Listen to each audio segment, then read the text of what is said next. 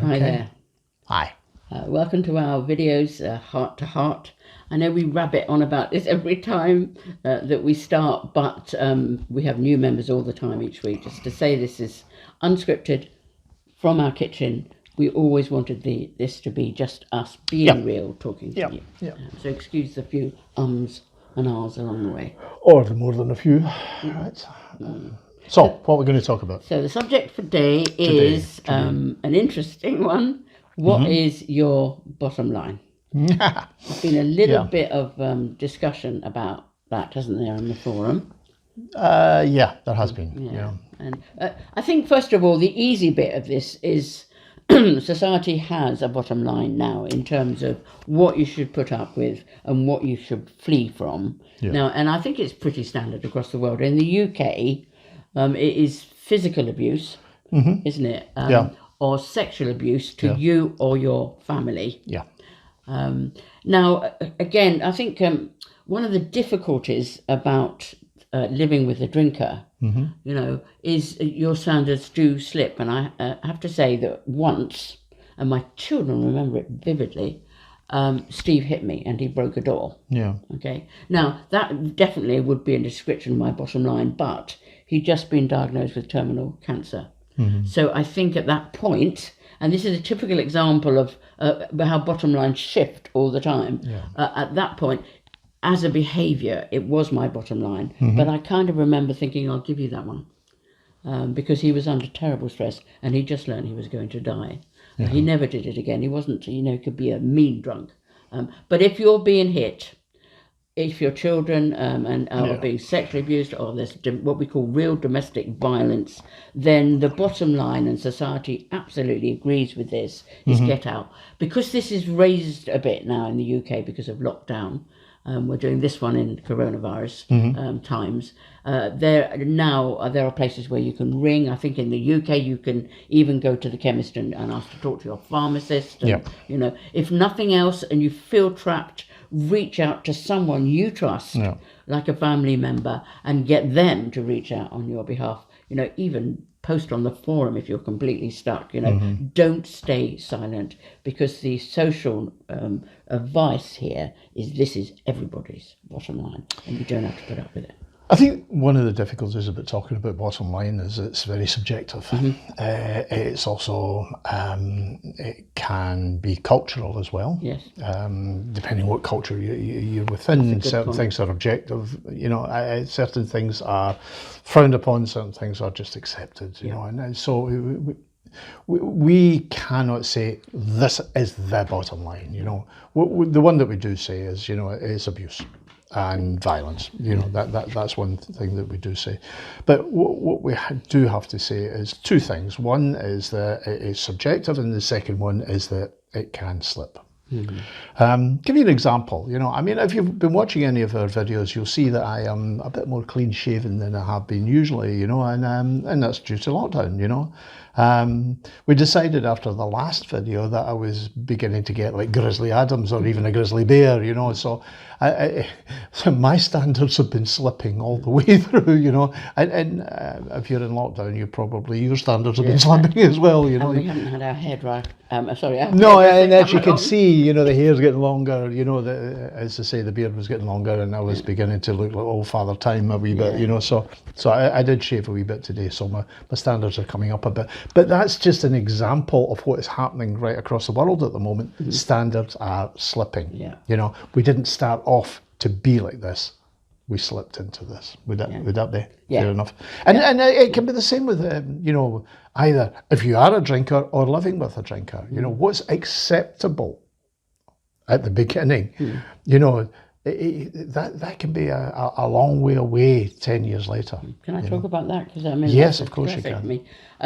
I remember the first time drink entered our situation, and my husband, he worked in his dad's shop, and he came home 6:30 or 4:30 meal every night, and then one night he didn't come home, and he didn't come back till 9, and he'd obviously been drinking a bit. He was swaying around, and I was absolutely frantic.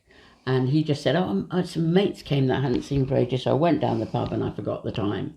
And I remember really clearly, because as far as I was concerned, I wasn't going to be in a marriage where somebody would do that to me. So I sat down, and I said, I'm really sorry, this is not how I want to do marriage, and I'm really upset, and I hope you realise what you've done. I was frantic, he was upset because I was upset, and I thought, I'd put down a bottom line. Now that bottom line now is a walk in the park compared with what happened in the rest of my marriage. And, so I set it high and then it get lower, nearer and nearer the shoreline of the chaos, the ocean of chaos. And the guilt and the shame that comes with that, because you feel like a fool. But very similar thing happens if you are a drinker as well. You know, what you say is, if I ever get like that, then I'll change. If I ever get like him or her, or I'll definitely change. After a while, you realise that him and her are actually looking down on you. And you look for the next. If I ever get like that, to sort of point it, and then the next one, and the next one, and the next one, And when I started drinking, I drank in quite nice pubs, and when I ended drinking, I drank in dives. It's because the people in there didn't show me up. I just blended in, and I could actually sit with my paper and look down on people. And that's what they say, an alcoholic is somebody that can look down on everybody from the gutter, which is an interesting way of looking at it. But it's just an example of standard slipping, That's my bottom line, and then it slips. But one of the reasons why it slips is because you've never really made a decision in the first place. You think you have, but you haven't really. No, we talked about desperation in the last video, and actually bottom lines are often just desperate cries for help and statements that you feel that you can't go on. Can I just roll back a little bit? Because the shame and the guilt that builds up in us because the bottom line keeps changing, and we do feel foolish, and we feel we've been taken for granted, and we feel we're weak. Don't buy into that guilt. What is happening is you're trying to hold your family together. People come to this website because actually, just this is a little bit of an aside, but in counselling for many years, people were counselled into their bottom line decision being, if this is happening, leave them. But we built this website because a lot of people love their drink and know that they're loved, and they want to see if they can actually work within the situation. But that does mean you're living with compromise, but that is normal. You are being normal. If your bottom line has slipped over the last 10 years, you are being functionally dysfunctional, if you know what I mean. It is absolutely normal in this situation. And your motivation is not stupidity. No. It is guilt. It is, maybe a mum or a dad for your children. It's trying to bring something together that you feel is falling apart. All your motivations for your bottom line slipping are probably really good ones. You will feel disempowered, but don't get your whip out, because that really doesn't help. No, it really doesn't. I mean, you probably, if you look back now, because hindsight's such a wonderful, wonderful sort of gift, isn't it? You look back now and you think, if I had known this 15 years ago, 10 years ago, 5 years ago, 50 years ago, whichever, would you still be in this, would you still have got into this relationship? And I think very often the question is, the answer is no, you wouldn't have. Because you would, because you wouldn't start there. Because we don't start there, we sort of slip to there, But that doesn't mean to say that that's a good way to do life. I was going to say something, I've forgotten, never mind. Sorry, did I distract you? Yeah. What we were saying is that, it's not a good way to do life. That we should actually sort of start and really think about it. And we do have a tool in Bottled Up to do that, and that's share. We've talked briefly about the S, which is the safety. Don't be in danger, whether that be physical danger, psychological danger, or sexual danger. Do not do that. You know, the next thing you've got to look at is age, which is the health. You know. Because being with a drinker can affect your health. In fact, if we look at some of the stats, what we find is that people who live with the families of drinkers, are actually use the health services much more than the people who don't live with a drinker. You know, and it's very often it's depression, it's psychosomatic illnesses, etc. You know, so don't let your health be compromised.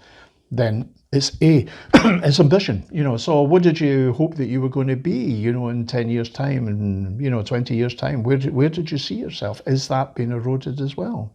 Is your relationship? How is your relationship? Is your relationship holding up, or is it falling apart, or what's actually happening? And the last one is E, which is in your environment. You know, what kind of place are you living in? Is this the sort of place that you were hoping to live in? You know, is this the way you were hoping to live? Yeah. And this is an actual tool in Bottled Up. So it is a way of assessing what your bottom line might be. Yeah. And what we really recommend is that you very carefully think about where you want to be, what you feel you're losing, and what you might do about it. Have a plan, have a strategy. Yeah. Obviously, one of the strategies, I think, is to actually apply this program, because if you apply this program, the feedback is that it often does really change the dynamic of what's going on between you. And so that is maybe something you can say, okay, one of the things I will do before the ultimate bottom line is, which is I've had enough, is I will apply this program, and I will really, then I can say to my drinker, I have done everything within my power to bring a change. We have an intervention. This is a new bit of kit, isn't it, really? It's the latest thing we added. Yeah. And so do try it. Do feedback, really, because we haven't had a lot of feedback of people that use the intervention, but it is designed to promote dialogue, isn't it? It is designed to promote dialogue with you and your drinker, and to actually focus that dialogue actually on the drinking and what it's actually doing in your life. You know, it's actually it's quite if we say so ourselves, it's actually quite an innovative piece of kit, as Lou said. You know, and it's unique. You won't find it anywhere else. Yeah. You know. So we've now kind of got onto the bit about decisions about your bottom line. Yeah. So what we're suggesting is keep away from bottom line passionate statements. All right, but they're kind of boundaries, but they often do flex. For example, well, certainly I've come across situations in this website and in my room where your bottom line was, I will not allow adultery. That's my bottom line if they're unfaithful. But then you get a situation that you find that your husband or wife has been unfaithful, but they were drunk at the time, they can hardly remember about it, and suddenly that bottom line's got a bit of a chink in it, you know. So and you're emotionally trekking then, so again it goes up and down with what you feel. What we're suggesting is it's much more of a strategy. That you think through what it is and maybe have a time limit. You know, I think towards the end, situation changed with me because of my husband having cancer. But I had got to, I'm going to give this 3 more months. And I began to think in those 3 months what I might do if it was going to come to an end. A couple of things here, you know, I mean, I used to teach a lot about change, you know, and one of the things I've talked about is change in drinkers. And, you know, and there's the old saying, you know, about hitting bottom, you know. And hitting bottom, actually, it comes from what's called the Glatt curve, which was how people, you know, this was what an alcoholic looked like, and the bottom was, you know, near death, you know, and it was this curve, and that was what they talked about. But then they discovered that actually people came out of this at different stages, you know. So one of the things I used to say to the students is, you know, yeah, people often change when they hit bottom, but, if you pardon the pun, everybody's bottom's different. And that's true. For some people it is near death. For other people it's about disapproval. For other people it's about, you know, a mistake that they made. For other, and we cannot say what your bottom line is going to be, because that is actually subjective. You know, it really is. It's subjective. You know, it's what one person thinks is okay, another person thinks is totally unacceptable. You know, and vice versa. So that's one thing. The other thing is that be careful You know, that when you do set boundaries, that you don't get forced into ultimatums.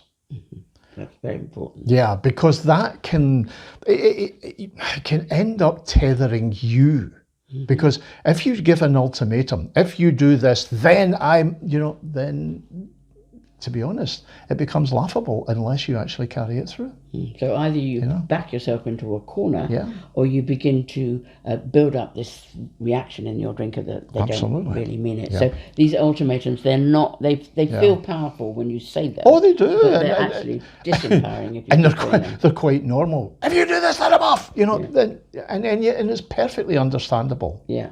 But Yeah. it can do more harm than good. Yeah, this is why having a strategy, Yeah. and actually, once you really know, it's not altogether a bad thing to share it with your drinker, that they kind of know where you're coming from, and again, the intervention or maybe share might be the dialogue. Look, I want you to know that we're right on the cliff face of some of these things and we can't go much further. You can, of course, always recommend bottled up for drinkers. Yeah. John works quite a lot with drinkers now, don't you? Yeah. In terms of one-to-one. So And family members. Yeah.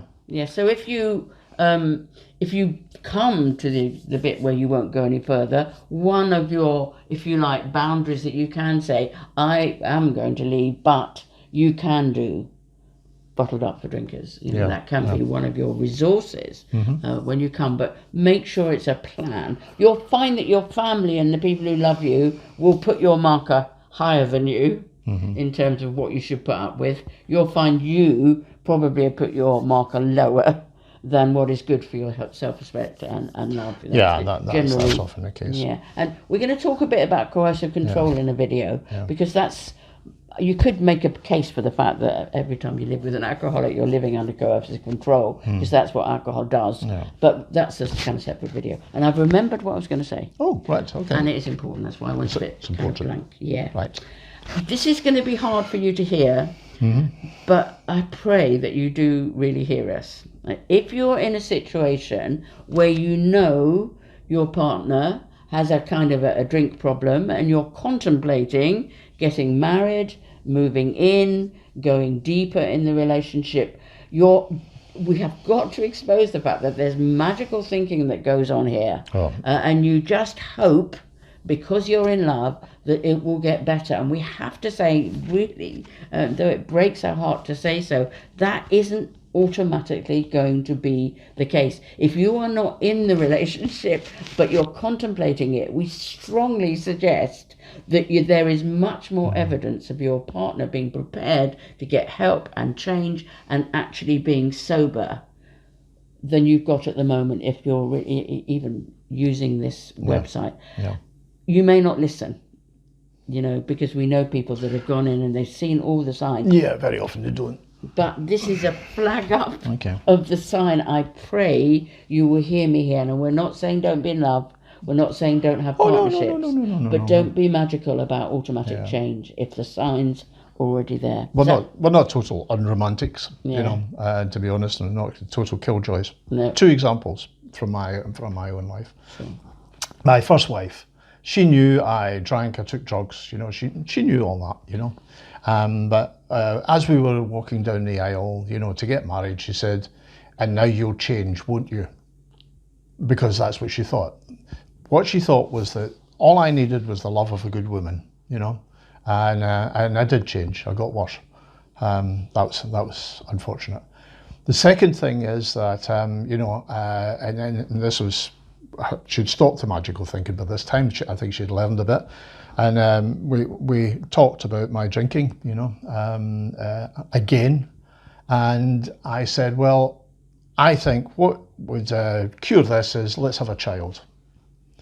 And she just looked at me and she said, John, I think 1 child in this marriage is enough. And I thought, that wasn't very nice, was it? True, but not very nice, So she'd actually learned by that time. So in the first time, as I say, she was optimistic. And the second time, she was more realistic. So make, again, decisions with realism for your own sake. We're saying this because we want you to be safe and we want you to be happy. So, and I hate saying things like that. No. I don't, but I've seen, now I'm old enough to have looked at people go into relationships. All the signs were there, Yeah. and they didn't listen to them. So be careful. And the other thing they would say, which is the sort of corollary of that, is that, you know, don't make knee-jerk decisions. Because, to be honest, again, you may feel totally justified, you know, and as I said to somebody recently, you know, that your decision may be the right decision, but there's two parts to the decision. There's the decision and then there's keeping to it, you know. The decision may be the right one, but keeping to it afterwards, you think, what have I done this? What have I done that? Maybe I should have. Maybe I should. That was too quick. Maybe, you know, that's called post-decisional regret. That's what psychologists call it. And the way to avoid that is to actually consider things, you know. And let's face it, if you're breaking a relationship, you know, then you need to give that consideration. You need to give that a lot of consideration, because you're taking something and you're ending it, you know, which is not to say that, you know, that you don't make the decision to stay away for a while, you know, particularly if you're in danger or in any, you know, before you break it. But, you know, just be good to yourself, and being good to yourself is actually think things through.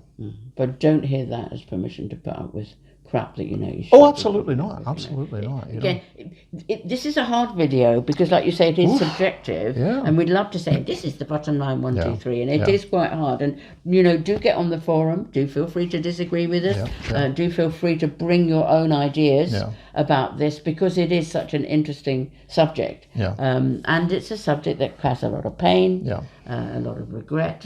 But also remember, we're here because we have found hope in difficult situations, and people can completely change. And I'd just like to say one last thing about what I was saying about my wife, you know.